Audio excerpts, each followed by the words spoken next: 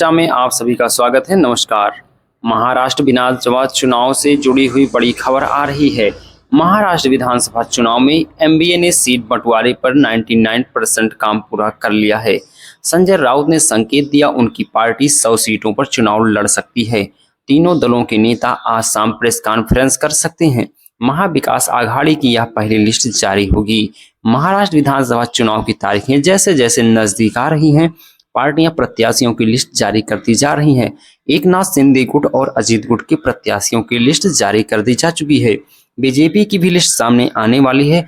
हालांकि महायुति की list final होने की बात सामने आने लगी है, लेकिन एमबीए में अभी तक विवाद सुलझा नहीं है।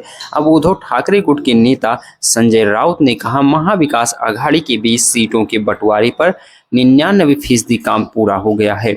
पहली लिस्ट जल्द ही जारी की जाएगी। गठबंधन के तीनों दलों के नेता आज इसके बारे में घोषणा करने वाले हैं। संजय राउत ने पत्रकारों से बातचीत में कहा कि संकेत देते हुए उनकी पार्टी 100 सीटों पर चुनाव लड़ सकती है। महाराष्ट्र में 288 संसदीय विधानसभा चुनाव के लिए 20 नवंबर को चुनाव होगा और मतगणना 23 नवंबर को होगी। विपक्षी गठबंधन एमबीए के शीर्ष नेताओं के साथ मंगलवार देर रात मुलाकात किया। यह संकेत दिया जाता है कि विधानसभा चुनाव के सीट बंटवारे को अंतिम रूप दे दिया गया है। खास तौर से शिवसेना, यूबीटी और कांग्रेस के बातचीत में बाधा आने के बाद राज्य कांग्रेस के वरिष्ठ नेता बाला साहेब थोराट ने मंगलवार को पहले राष्ट्रवादी कांग्रेस शरद चंद्र पवार अध्यक्ष शरद पवार और फिर शिवसेना यूबीटी गुट प्रमुख उद्धव ठाकरे से मुलाकात किया। बाद में थोराट और एमबीए के अन्य नेताओं ने बैठक की, जो यहां एक होटल में चली काफी देर तक। तीनों दलों के नेताओं ने सीटों के बंटवारे पर गहन चर्चा की। मंगलवार देर रात तक यह चर्चा जारी रही। संजय राउत ने कहा, सीटों के बंटवारे पर 99% काम पूरा किया गया। इसको जल्द से जल्द हम लोग पूरी तरह फाइनल करने वाले हैं।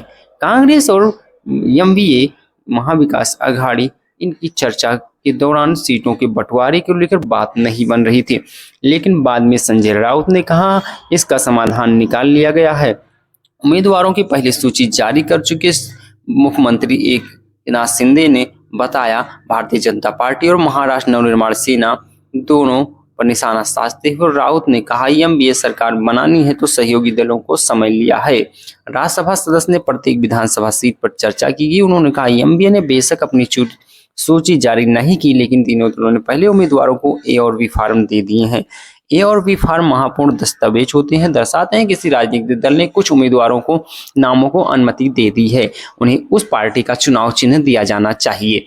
यह पूछा गया, क्या उनकी पार्टी मन से राज ठाकरे के साथ बेटे अमित ठाकरे के खिलाफ मुहिम से उम्मीदवार खड़ा करेगी? इस पर संजय राउत ने कहा, शिवसेना का गठन मुहिम उदारतर क्षेत्र में हुआ था, ऐसा नहीं हो सकता वहां उम्मीदवार नहीं उतारा जाएगा।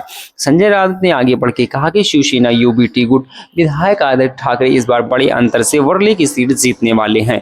महाराष्ट्र चुनाव के महाराष्ट्र नवनिर्माण सेना के घोषित उम्मीदवारों की सूची के अनुसार पार्टी अध्यक्ष राज ठाकरे की बेटी अमित ठाकरे मध्य मुंबई से चुनाव मैदान में हैं। यह उनकी महिम विधानसभा सीट चुनाव मैदान में आती है।